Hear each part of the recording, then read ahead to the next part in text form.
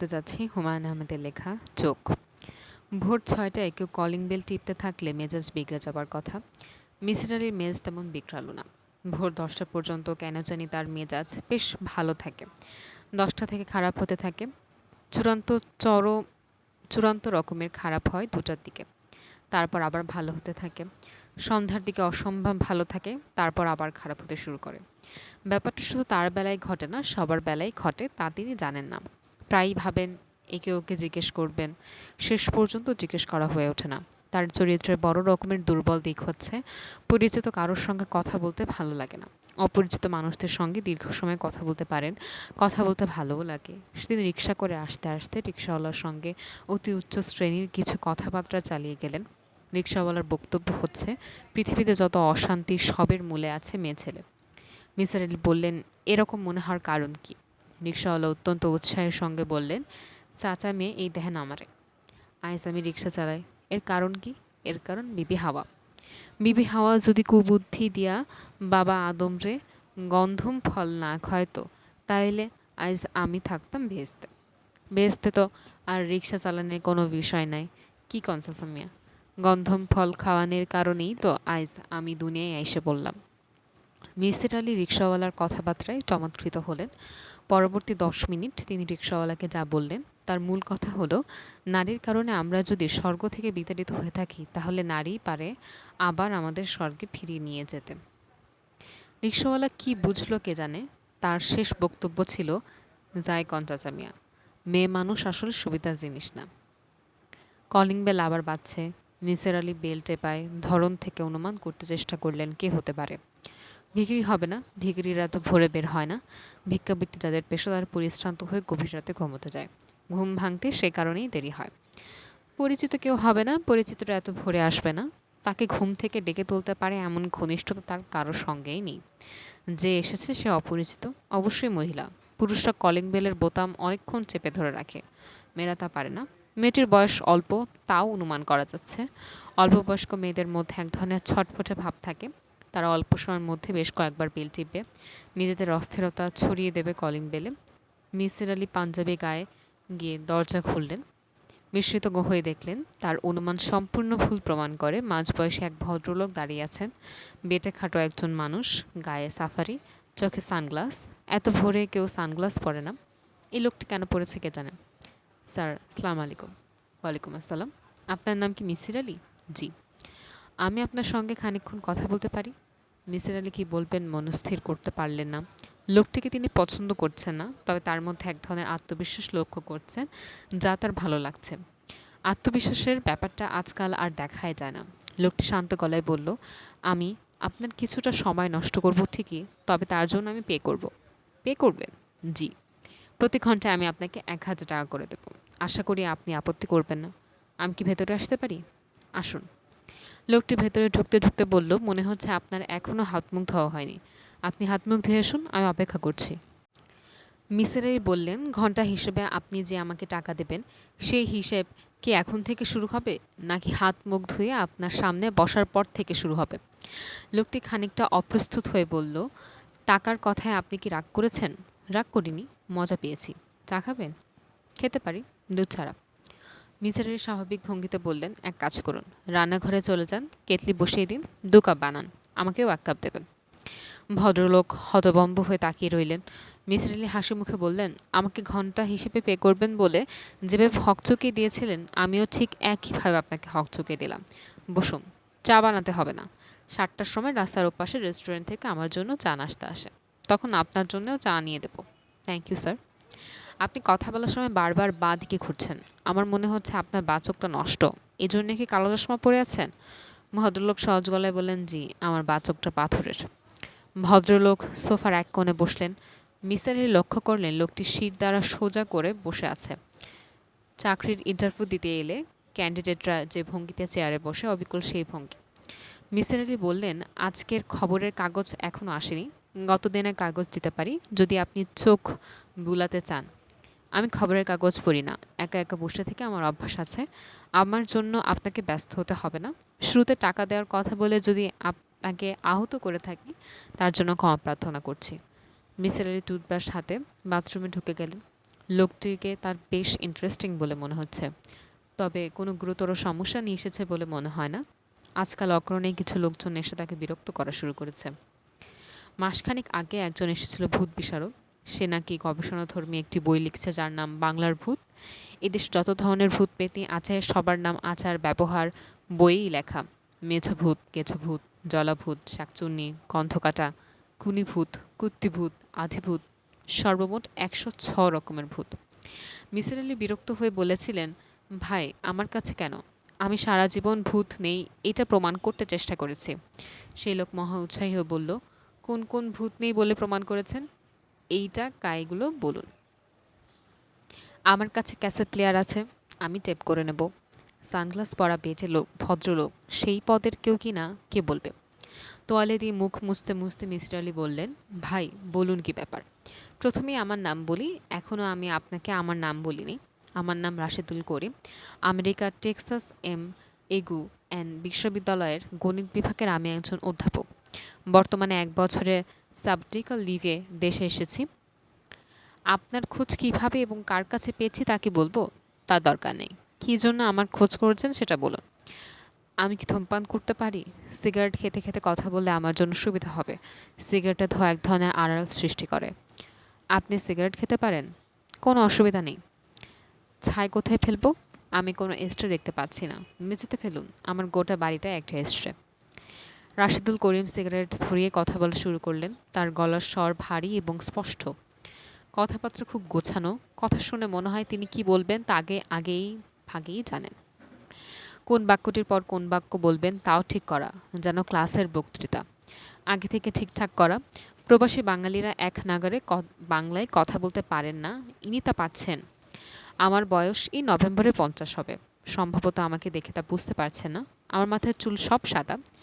কলপ ব্যবহার করছি গত ৪ বছর থেকে। আমার স্বাস্থ্য ভালো। নিয়মিত ব্যায়াম করি। মুখের চামড়া এখনও ভাঁজ পড়েনি। বয়সজনিত অসুখ-বিসুখ কোনোটাই আমার নেই। আমার ধারণা শারীরিক এবং মানসিক দিক দিয়ে আমার কর্মক্ষমতা এখনও একজন ৩৫ বছরের যুবকের মতো। এই কথাটা বলার উদ্দেশ্য হচ্ছে আমি বিয়ে করতে যাচ্ছি। আজ আমার গায়ে হলুদ। মেয়ে পরীক্ষায় সকাল ৯টায় আসবে। আমি ঠিক ৮টায় এখান থেকে যাব। ৮টা পর্যন্ত সময় কি আমাকে দেবেন? দেব।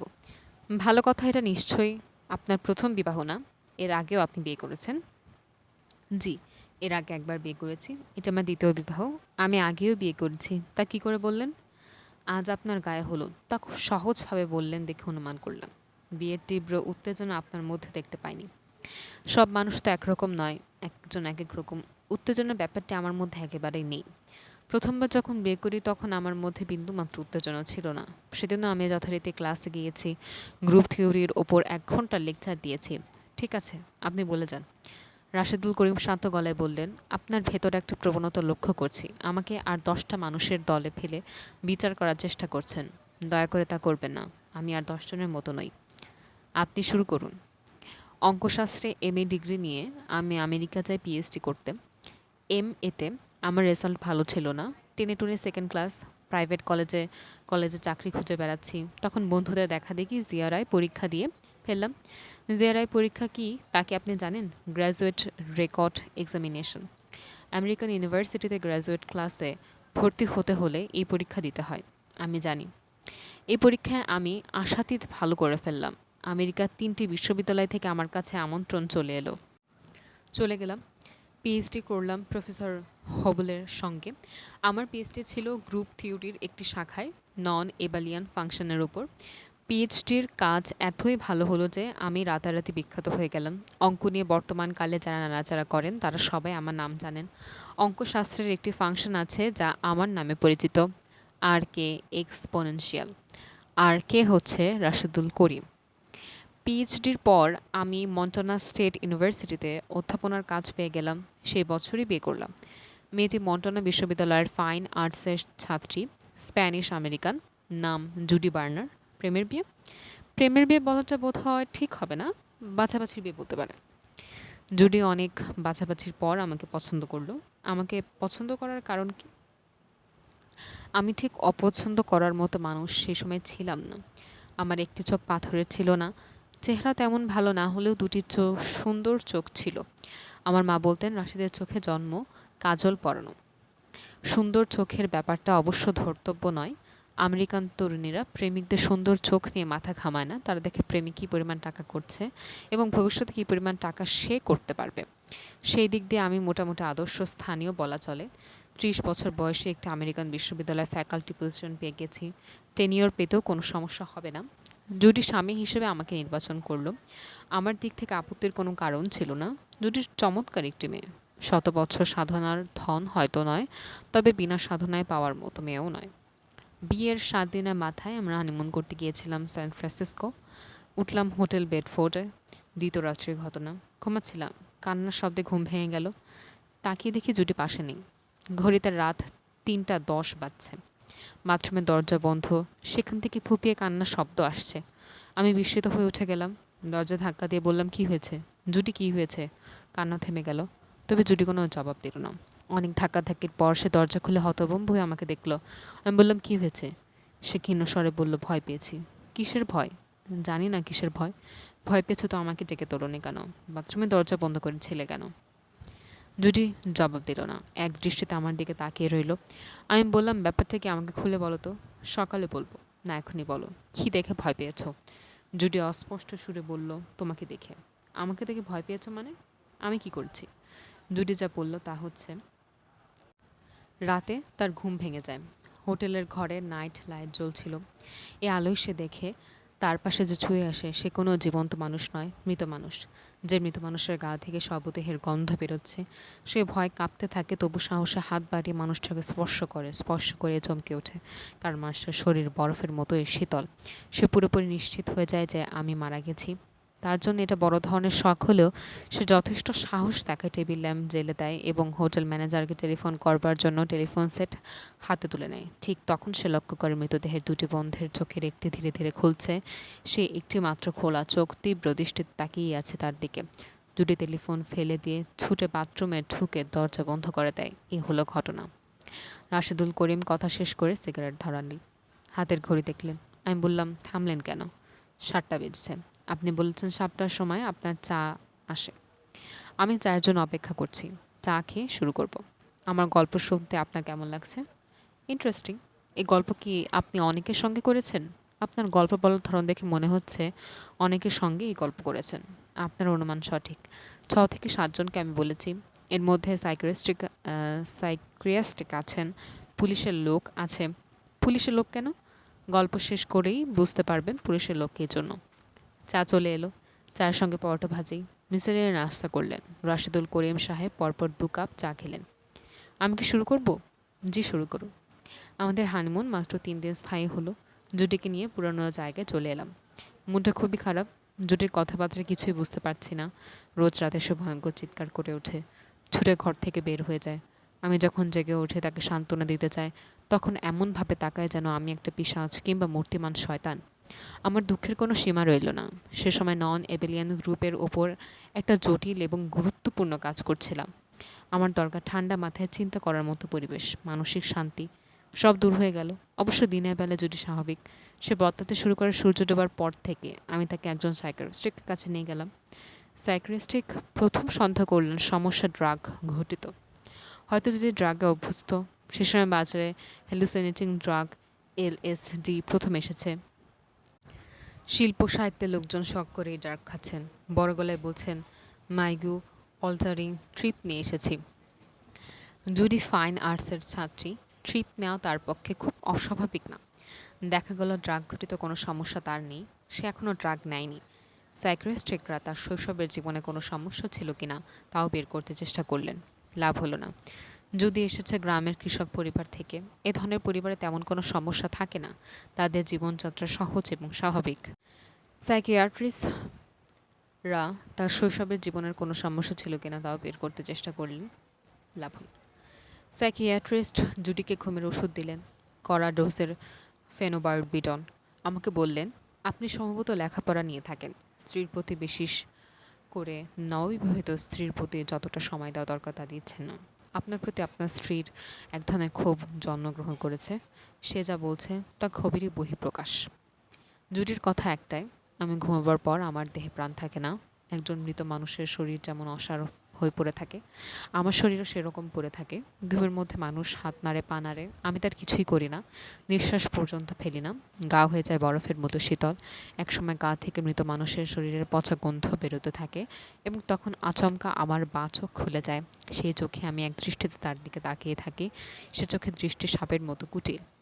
জুটির কথা শুনে শুনে আমার ধারণা হলো, হতেও তো পারে, জগতে কত রহস্যময় ব্যাপারই তো ঘটে। হয়তো আমার নিজেরই কোনো সমস্যা আছে।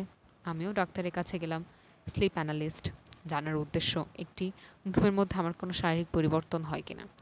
ডাক্তার পুঙ্খানুপুঙ্খানু পরীক্ষা করলেন, একবার না একবার, বারবার করলেন। দেখা গেল আমার ঘুম আর 10টা মানুষের ঘুমের চেয়ে আলাদা নয়। ঘুমের মধ্যে আমিও হাত পা নাড়ি। অন্য মানুষদের যেমন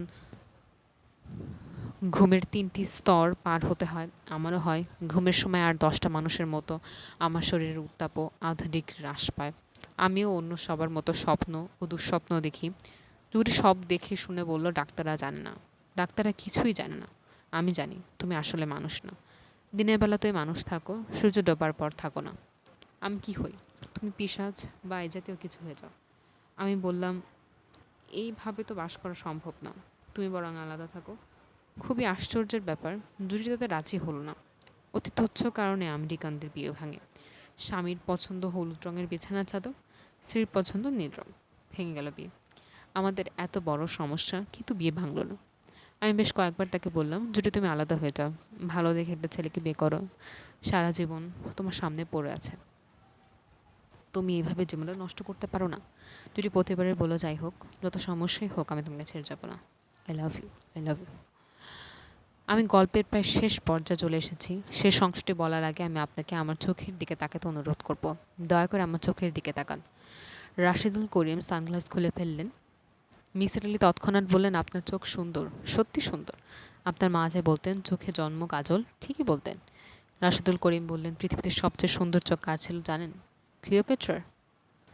অধিকাংশ মানুষের তাই ধারণা, এ ধারণা সত্যি নয়। পৃথিবীর সবচেয়ে সুন্দর চোখ ছিল বুদ্ধদেবের পুত্র কুণালের। ইংরেজ কবি শেলির চোখও খুব সুন্দর ছিল। আমার স্ত্রীর ধারণায় পৃথিবীর সবচেয়ে সুন্দর চোখ আমার। জুডি বলতো, এই চোখের কারণেই সে কোনোদিন আমাকে ছেড়ে যেতে পারবে না। রাশেদুল করিম সানগ্লাস চোখে নিয়ে বললেন, গল্পের শেষ অংশ বলার আগে আপনাকে ক্ষুদ্র ধন্যবাদ দিতে চাচ্ছি। মিসেল বিস্মিত হয়ে বললেন, কী জন্য বলুন তো? কাকে যখন আমি আমার চোখের দিকে তাকাতে বলি, সে আমার পাথরের চোখের দিকে তাকিয়ে থাকে। আপনি প্রথম ব্যক্তি যিনি একবারও আমার পাথরের চোখের দিকে তাকাননি, আমার আসল চোখের দিকে তাকিয়েছিলেন। So nice officer. রাশেদুল করিমের গলা মুহূর্তের জন্য হলেও ভারী হয়ে গেল। তিনি অবশ্য চট করে নিজেকে সামলে নিয়ে বললেন, 8টা প্রায় বাজতে চলল, গল্পের শেষটা বলি। জুডির অবস্থা ক্রমে খারাপ হতে লাগলো। কড়া ডোজের ঘুমের ওষুধ খেয়ে ঘুমোতে যায়। 2-1 ঘন্টা ঘুম হয়, পাখিরা জেগে বসে থাকে। মাঝে মাঝে চিৎকার করে ছুটে ঘর থেকে বের হয়ে যায়। বারান্দায় দাঁড়িয়ে ফুপিয়ে কাঁদে। এমনই এক রাতের ঘটনা, জুলাই মাস, রাত 3:30টার মতো হবে। জুডির মাথা পুরোপুরি খারাপ হয়ে গেল। সে আমার বাঁ চোখটা গেলে দিল। আমি ঘুমোচ্ছিলাম, নারকীয় যন্ত্রণা চিৎকার করে উঠলাম। সে ভয়াবহ কষ্টের কোনো সীমা পরিসীমা নেই। রাশেদুল করিম চুপ করলেন। তার কপালে বিন্দু বিন্দু ঘাম জমতে লাগলো। মিসির আলি বললেন, কী দিয়ে চোখ গেলে দিলে? সুচালো পেন্সিল দিয়ে। আমার মাথার বালিশের নিচে প্যাড এবং পেন্সিল থাকে। তখন গ্রুপ থিওরি নিয়ে গভীর চিন্তায় ছিলাম। মাথায় যদি হঠাৎ কিছু আসে, তা লিখে ফেলার জন্য বালিশের নিচে প্যাড এবং পেন্সিল রাখতাম। আপনার স্ত্রী ঘটনা প্রসঙ্গে কী বক্তব্য দিয়েছেন? তার মাথা পুরোপুরি নষ্ট হয়ে গিয়েছিল। সে কিছুই বলেনি, শুধু চিৎকার করেছে। তার একটি বক্তব্য, এই লোকটা পিশাচ। আমি প্রমাণ পেয়েছি। কেউ বিশ্বাস করবে না, কিন্তু আমার কাছে প্রমাণ আছে। কী প্রমাণ আছে? তাকে কখনো জিজ্ঞেস করা হয়েছে? না। একজন উন্মাদকে প্রশ্ন করে বিপর্যস্ত করার কোনো মানে হয় না। তাছাড়া আমি তখন ছিলাম হাসপাতালে। আমি হাসপাতাল থাকতে থাকতেই জুটির মৃত্যু হয়। স্বাভাবিক মৃত্যু? না, স্বাভাবিক মৃত্যু নয়। সে মারা যায় ঘুমের ওষুধ খেয়ে। এটুকুই আমার গল্প। আমি আপনার কাছে একটা অনুরোধ নিয়ে এসেছি। আপনি সমস্যাটা কি বের করবেন, আমাকে সাহায্য করবেন। আমি যদি পিশাচ হই, তাও আমাকে বলবেন। এই ফাইলের ভেতরে জুটির একটা স্কেচ বুক আছে। স্কেচ বুক নানান ধরনের কমেন্টস লেখা আছে। এই কমেন্টসগুলি পড়লে জুটির মানসিক অবস্থা আঁচ করতে আপনার সুবিধা হতে পারে। 8টা বাজে আমি তাহলে উঠি। আবার কবে আসবেন? আগামীকাল ভোর 6টায়। ভালো কথা। আমার এই গল্পে কোথাও কি প্রকাশ পেয়েছে জুটিকে আমি কতটা ভালোবাসতাম? না, প্রকাশ পায়নি। জুটির প্রতি আমার ভালোবাসা ছিল সীমাহীন। আমি এখন উঠছি। ছিল বলছেন কেন, এখন কি নেই? ভদ্রলোক জবাব দিলেন না। রাশেদুল করিম চলে যাওয়ার পর মিসির আলি ফাইল খুললেন। ফাইলের শুরুতে একটা খাম, খামের ওপর মিসির আলির নাম লেখা। মিসির আলি খাম খুললেন। খামের ভেতরে ইংরেজিতে একটি চিঠি লেখা, সঙ্গে 4টি $100 নোট। চিঠি খুবই সংক্ষিপ্ত। প্রিয় মহোদয়, আপনার সার্ভিসের জন্য সম্মানী বাবদ সামান্য কিছু দেওয়া হলো, গ্রহণ করলে খুশি হব। মিসির আলি স্কেচ বুকের প্রতিটি পাতা সাবধানে উল্টালেন। চারকোল এবং পেন্সিল স্কেচ আঁকা, প্রতিটি স্কেচের নিচে আঁকার তারিখ। স্কেচের বিষয়বস্তু অতি তুচ্ছ, সবই ঘরোয়া জিনিস, একজোড়া জুতা, মলার ছেঁড়া বই, টিভি, বুকশেলফ। স্কেচ বুকের শেষের দিকে শুধুই চোখের ছবি, বিড়ালের চোখ, কুকুরের চোখ, মাছের চোখ এবং মানুষের চোখ। মানুষের চোখের মডেল যে রাশেদুল করিম তা বলার অপেক্ষা রাখে না, না বলেও ছবির নিচের মন্তব্য থেকে বোঝা যাচ্ছে। মন্তব্যগুলি বেশ দীর্ঘ। যেমন একটি মন্তব্য, আমি খুব মন দিয়ে আমার স্বামীর চোখ লক্ষ্য করেছি। মানুষের চোখ এক এক সময় এক এক রকম থাকে। ভোরবেলা চোখ এবং দুপুরের চোখ এক নয়। আরও একটি জিনিস লক্ষ্য করলাম, চোখের আইরিশের ট্রান্সপারেন্সি মুডের ওপর বদলায়। বিষাদগ্রস্ত মানুষের চোখের আইরিশ থাকে অস্বচ্ছ।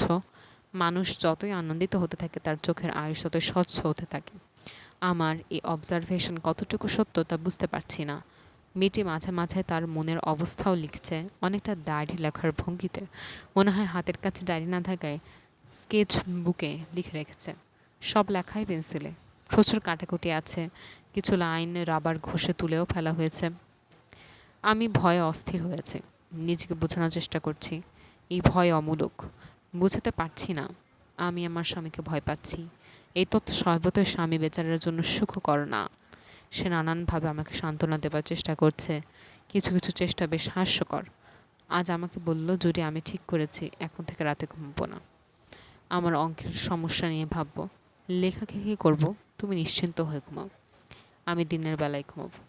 একজন মানুষের জন্য 4 ঘন্টা ঘুমই যথেষ্ট। নেপোলিয়ন মাত্র 3 ঘন্টা ঘুমোতেন।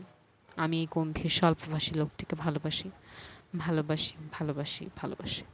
আমি চাই না আমার কোনো কারণে সে কষ্ট পাক, কিন্তু সে কষ্ট পাচ্ছে, খুব কষ্ট পাচ্ছে। ঈশ্বর, তুমি আমার মন শান্ত করো, আমার ভয় দূর করে দাও। যে জিনিস খুব সুন্দর তা কত দ্রুত অসুন্দর হতে পারে বিস্মিত হয়ে আমি তাই দেখছি। রাশেদের ধারণা আমি অসুস্থ। সত্যি কি অসুস্থ? আমার মনে হয় না, কারণ এখনও ছবি আঁকতে পারছি। একজন অসুস্থ মানুষ আর যাই পারুক, ছবি আঁকতে পারে না। গত 2 দিন ধরে ওয়াটার কালারে বাসার সামনের টেরি গাছের ফুল ধরতে চেষ্টা করছিলাম। আজ সেই ফুল কাগজে বন্দি করেছি। অনেকক্ষণ ছবিটার দিকে তাকিয়ে রইলাম। ভালো হয়েছে। রাশেদ ছবি তেমন বুঝে বলে মনে হয় না। সেও মুগ্ধ হয়ে অনেকক্ষণ দেখল। তারপর বলল, আমি যখন বুড়ো হয়ে যাব, বিশ্ববিদ্যালয় থেকে অবসর নেব, তখন তুমি আমাকে ছবি আঁকা শিখিয়ে দেবে। এই কথাটি সে আজ প্রথম বলেনি, আগেও বলেছে। আন্তরিক ভঙ্গিতে বলেছে। কেউ যখন আন্তরিকভাবে কিছু বলে তখন তো টের পাওয়া যায়। আমার মনে হয় না সে কোনোদিন ছবি আঁকবে। তার মাথায় অঙ্ক ছাড়া কিছুই নেই।